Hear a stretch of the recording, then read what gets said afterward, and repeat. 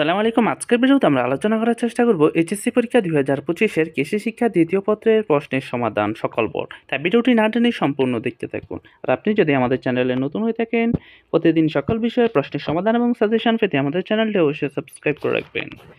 যে গাভী সবসময় গরম অবস্থায় থাকে তাকে বলা হয় বুলার। জিহ্বা এবং লেজ কালো কোন গরুর? জার্সি।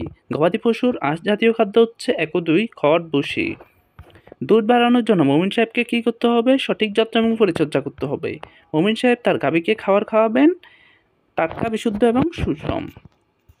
গরুর তটকা রোগের কারণ কি? ব্যাকটেরিয়া। দুগ্ধবর্তী গাভীর চামড়া কেমন? পাতলা। কোন বনের গাছে শ্বাসমূল থাকে? ম্যানগ্রোভ বন। বনের পরিবেশগত গুরুত্ব হচ্ছে ১ ও ৩ হবে। উদ্দীপকে গাছের অঙ্গ ছাঁটাইয়ের পদ্ধতিকে কি বলা হয়? ট্রেনিং। উদ্দীপকের পদ্ধতি অবলম্বনের কারণে গাছের ১ ও ৩ উৎপাদন ভালো হয়, প্রধান কাণ্ড মোটা হয়। বাংলাদেশে কোন বন দ্রুত হারে কমেছে? পাহাড়ি বন। গাছ সংশ্লেষণে প্রক্রিয়া সম্পূর্ণ করার জন্য বাতাস থেকে কোন গ্যাস গ্রহণ করা হয়? Carbon dioxide.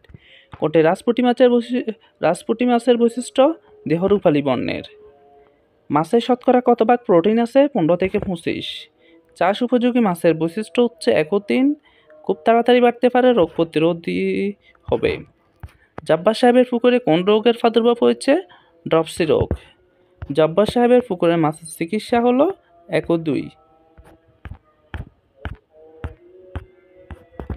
অল্প সময়ে মাছ সংরক্ষণের জন্য কোন পদ্ধতি সর্বোৎকৃষ্ট? হিমায়িতীকরণ। মাছ খায় কোনটির অভাবে হলে? অক্সিজেন। কোনটি উন্নত মানের ব্রয়লারের জাত? স্টারব্রো। ব্রয়লার খামার পরিকল্পনার উদ্দেশ্য হচ্ছে ১, ২ ও ৩। সালেহা কোন ধরনের হাঁসের ছবি দেখালেন? রাজহাঁস। হাঁসটির বৈশিষ্ট্য হচ্ছে ২ এবং ৩, এরা পানিতে থাকতে ভালোবাসে, এরা দ্রুত বর্ধনশীল। মুরগির বাচ্চাকে তাপ দেওয়ার ঘরকে কি বলা হয়? Brooder house.